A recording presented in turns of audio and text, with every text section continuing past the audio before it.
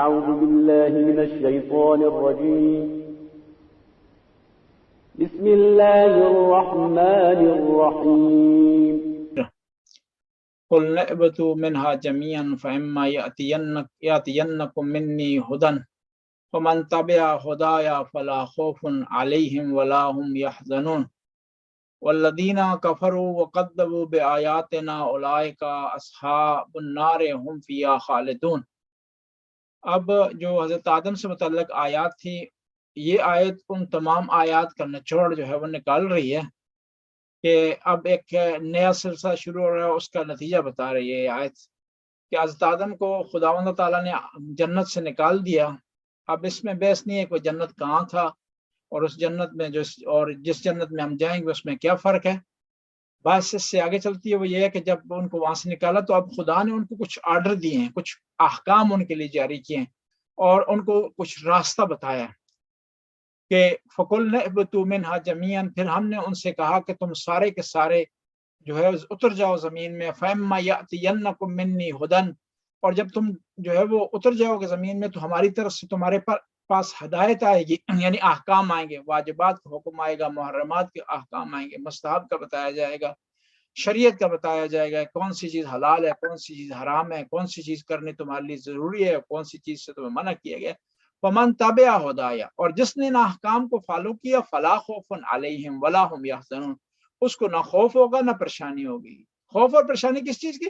ظاہر ہے خدا کے احکام پر عمل نہیں کرے گا تو انسان خائف بھی ہوگا، پریشان بھی ہوگا۔ نماز نہیں پڑھے گا تو اسے خوف ہوگا اس کا کہ خدا سے سزا دے گا۔ وہ اگر روزہ بجا نہیں لائے گا اسے خوف ہوگا کہ اس نے حکم خدا کو بجا نہیں لایا۔ والذین کفروا وکذبوا بآیاتنا، وہ لوگ کہ جو ہماری دو قسم کے لوگ بیان کر دیے، خدا کے احکام آگے ہیں حضرت آدم کے بعد جب زمین میں آگے ہیں، اب دو قسم کے لوگ ہیں، کچھ لوگ ان کو فالو کر رہے ہیں، ان کو نہ پریشانی ہے نہ کوئی ان کو خوف ہے، اور وہ لوگ کہ جو کہ کفر کرتے ہیں، ان آیات کا انکار کرتے ہیں، ان کو نہیں مانتے، فالو نہیں کرتے، حرام و حلال کا خیال نہیں رکھتے، توحید الہی کا اقرار نہیں کرتے، وہ کیا؟ والذین کفروا وکذبوا بآیاتنا، وہ لوگ جو کہ کفر کرتے ہیں، ہماری آیات کا جو ہے وہ انکار کرتے ہیں، ہمارے احکام کا انکار کرتے ہیں، اولئک اصحاب النار هم فیہا خالدون، وہ کیا ہیں؟ وہ جہنم میں جانے والے ہیں اور اس جہنم میں ہمیشہ رہیں گے۔ اصحاب النار، اصحاب کا معنی یہاں پر یعنی آگ والے ہیں، جہنم والے مراد ہے، یعنی اس سے اصحاب نبی مراد نہیں ہے۔ وہ جس طرح ایک سنی اور شیعہ آپس میں مناظرہ کر رہے تھے تو شیعہ نے کہا کہ بھائی صحابی کچھ جنتی ہیں کچھ جہنمی ہیں، تو سنی نے کہا دلیل کیا تمہارے پاس؟ کہا قرآن کی آیت ہے، قرآن نے کہا اصحاب النار والجنہ، کہ کچھ صحابی جنتی ہیں کچھ جہنمی ہیں۔ ہاں یہ صحیح ہے کہ صحابہ کرام میں کچھ جنتی ہیں اور کچھ جنت میں نہیں جائیں گے، یہ واضح ہے، لیکن اس آیت سے ثابت نہیں ہوتا۔ اس آیت کا معنی یہ نہیں ہے کہ کچھ صحابی جنتی ہیں یا کچھ جہنمی ہیں، اس آیت سے ثابت نہیں ہوتا۔ اور یہاں پر اس آیت سے کچھ نکات نکلتے ہیں، نکات میں سے ایک جو ہے وہ ایک نکتہ یہ ہے کہ بعض اوقات آباء و اجداد کی غلطی نسلوں کو لے بیٹھتی ہے۔ اہبطوا منہا جمیعا، تم سارے کے سارے وہیں زمین میں رہو گے، سارے کے سارے زمین میں تم نے رہنا ہے، یعنی غلطی کی ہے یا ترک اولا کی ہے یا مسٹیک کی ہے یا خدا کے حکم کو نہیں مانا۔ حضرت آدم اور حوا نے ایسا کیا ہے، لیکن کیا ہے اس کا خمیازہ یا اس کا نتیجہ یا اس کا سیکوینسز وہ کون دیکھ رہے ہیں؟ پوری اولاد دیکھ رہی ہے۔ ہوتا ہے کہ ایک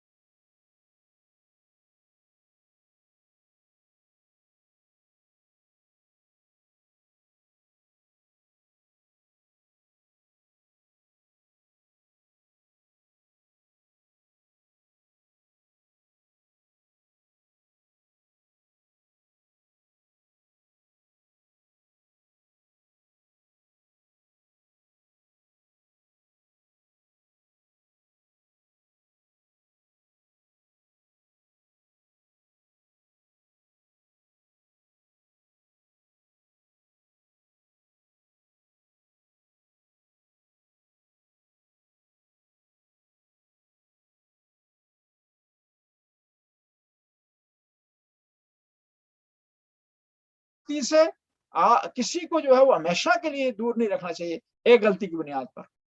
اور یہ اسی ایک اور جو ہے وہ اس آیت سے ایک اور نقطہ نکلتا ہے کہ وہ نقطہ یہ نکلتا ہے کہ خداوند تعالیٰ نے انسان کی ہدایت کے لیے انبیاء کے ذریعے انسان کی ہدایت کے لیے انبیاء کے ذریعے جو انتظام کیا ہدایت کا وہ ہمیشہ ہے اور وہ رہے گا. اما یاتینکم، تو میری طرف سے تمہارے پاس آئے گی کیا؟ ہدایت. اور پھر ایک اور چیز یہ منی ہدن، میری طرف سے. اس کا مطلب ہے کہ واقعاً اور حقیقی ہدایت صرف خدا کی طرف سے، واقعاً پائیدار حقیقی اور ہمیشہ والی ہدایت خدا کی طرف سے. حتیٰ خود نبی کریم کو خدا ارشاد فرماتا ہے انک لا تہدی من احببت، کہ نبی تو جس کو چاہتا ہے ہدایت نہیں کر سکتا، ان اللہ یہدی من یشاء، لیکن اللہ جس کو چاہتا ہے ہدایت کر سکتا. یعنی اس کا مطلب یہ ہے کہ نبی کریم خدا کے احکام کے پابند ہیں.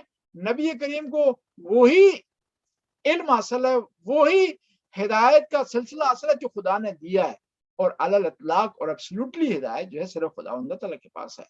اور اسی ایک اور آیت سے پتہ چلتا ہے